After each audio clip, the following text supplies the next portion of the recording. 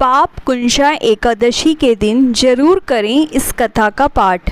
भगवान श्री कृष्ण ने कहा, हे कुंती नंदन, अश्विन माह के शुक्ल पक्ष की एकादशी का नाम पापा कुंशा एकादशी है और इसका व्रत करने से सभी पाप नष्ट हो जाते हैं और इस व्रत को करने वाला अक्षय पुण्य का भागी होता है।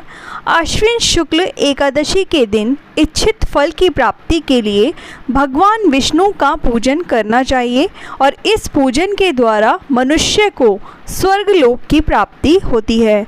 हे अर्जुन, जो मनुष्य कठिन तपस्याओं के द्वारा फल की प्राप्ति करते हैं वह फल इस एकादशी के दिन क्षीर सागर में शेष नाग पर शयन करने वाले भगवान विष्णु को नमस्कार कर देने से मिल जाता है और मनुष्य को यम के दुख नहीं भोगने पड़ते।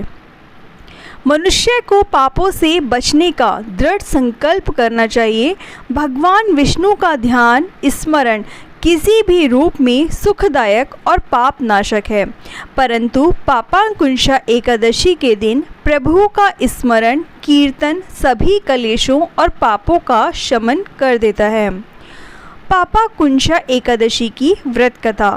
प्राचीन समय में विंध्य पर्वत पर क्रोधन नामक एक बहेलिया रहता था। वह बड़ा क्रूर था और उसका सारा जीवन हिंसा, लूटपाट, मद्यपान और गलत संगति पाप कर्मों में बीता। और जब उसका अंतिम समय आया तब यमराज के दूत बहेलिये को लेने आए और यमदूत ने बहेलिये से कहा कि कल तुम्हारे जीवन का अंतिम दिन है, अब तुम्हें कल लेने आएंगे। और यह बात सुनकर बहेलिया बहुत भयभीत हो गया और महर्षि अंगीरा के आश्रम में पहुंचा और महर्षि अंगीरा के चरणों पर गिरकर प्रार्थना करने लगा, हे ऋषिवर, मैंने जीवन भर पाप कर्म ही किए हैं और कृपा करके मुझे कोई ऐसा उपाय बताएं जिससे मेरे सारे पाप मिट जाएं और मोक्ष की प्राप्ति हो जाए। उसके निवेदन पर महर्षि अंगीरा ने उसे अश्विन शुक्ल की पापाकुंशा एकादशी का विधि पूर्वक व्रत करने को कहा।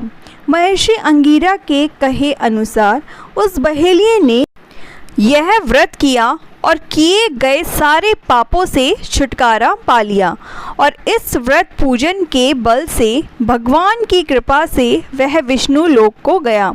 और जब यमराज के यमदूत ने इस चमत्कार को देखा तो वह बहेलिया को बिना लिए ही यमलोक वापस लौट गए।